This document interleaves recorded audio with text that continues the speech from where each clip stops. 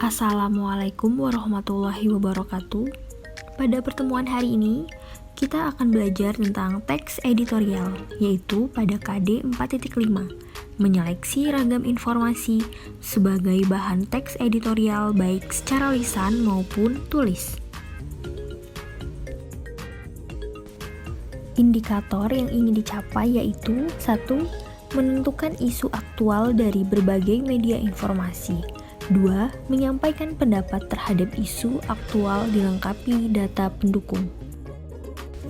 Sebelumnya kita sudah berkenalan ya. Nama Ibu Ria Safitri, Ibu mahasiswa PLP dari STKIP PGRI Banda Lampung. Baiklah, kita langsung ke pembelajaran. Disimak baik-baik ya. Menyeleksi ragam informasi sebagai bahan teks editorial. Sebelumnya kita sudah belajar ya tentang apa itu teks editorial. Teks editorial adalah suatu artikel yang memuat peristiwa atau fakta sebagai dasar menyatakan opini atau pendapat. Teks editorial ini menggambarkan isu aktual dan pandangan penulis terhadap isu tersebut. Sehingga kita perlu menyeleksi ketika menentukan sebuah isu untuk disajikan dalam teks editorial. Jadi, berita-berita tersebut harus diseleksi terlebih dahulu sebelum diterbitkan.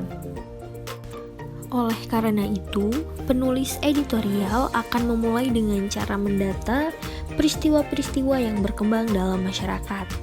Selain menggambarkan isu aktual dan pandangan penulis, teks editorial ini juga menjadi sarana informasi dan edukasi bagi pembaca. Selanjutnya, yaitu ragam informasi dalam teks editorial.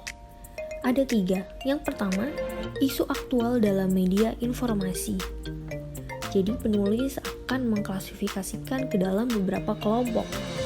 Yang pertama berdasarkan keaktualitasnya, yang kedua berdasarkan fenomenal atau kita sebut keluar biasanya, dan yang ketiga berdasarkan kontroversial atau kita sebut dengan keterbantahannya.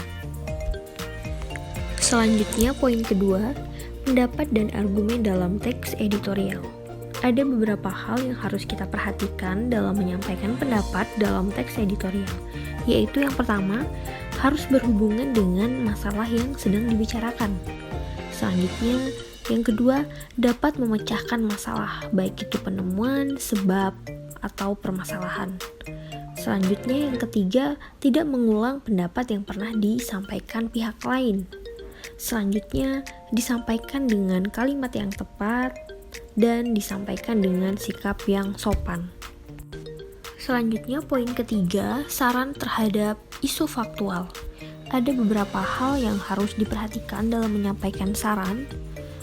Yang pertama, itu adalah menghindari emosi dan prasangka negatif.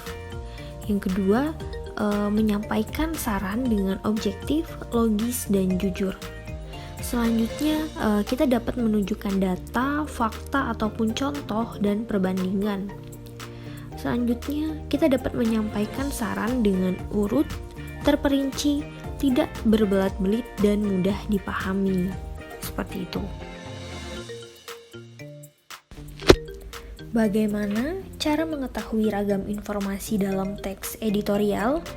Yaitu dengan cara membaca intensif. Jadi, pembaca perlu melakukan kegiatan intensif. Membaca intensif ini bertujuan untuk mendapatkan informasi sebagai bahan diskusi dan sarana menentukan sebuah pokok persoalan. Lalu, apa saja sih langkah-langkah membaca intensif? Mari kita simak. Langkah-langkah membaca intensif. Yang pertama, menyiapkan naskah yang akan dibaca. Yang kedua, memberi tanda pada bagian-bagian yang dianggap penting. Yang ketiga, membaca teks secara keseluruhan. Yang keempat, mencatat ide pokok setiap paragraf. Yang kelima, membaca ulang teks untuk mengkaji simpulan yang dibuat. Jadi, langkah-langkah tersebut harus kita pelajari ya. Cara menyampaikan argumen atau pendapat. Yang pertama, berpikir kritis dan logis. Yang kedua, menjauhkan emosi dan subjektivitas. Dan yang ketiga, mampu memilih fakta yang sesuai dengan tujuan, dapat menarik kesimpulan. Berikut adalah contoh dari teks editorial. Dapat kalian lihat ya, itu dengan judul mewaspadai defisit transaksi berjalan. Jadi ketika kita dihadapkan dengan teks editorial, kita dapat membaca intensif atau membaca berulang. Kita bisa mendapatkan poin-poin penting di dalamnya, dan kita juga dapat mengemukakan pendapat kita atau argumen berdasarkan fakta ataupun data yang ada. Seperti itu. Mungkin sekian pembelajaran kita hari ini. Ibu akhiri. Wassalamualaikum warahmatullahi wabarakatuh. Selamat belajar dan tetap semangat.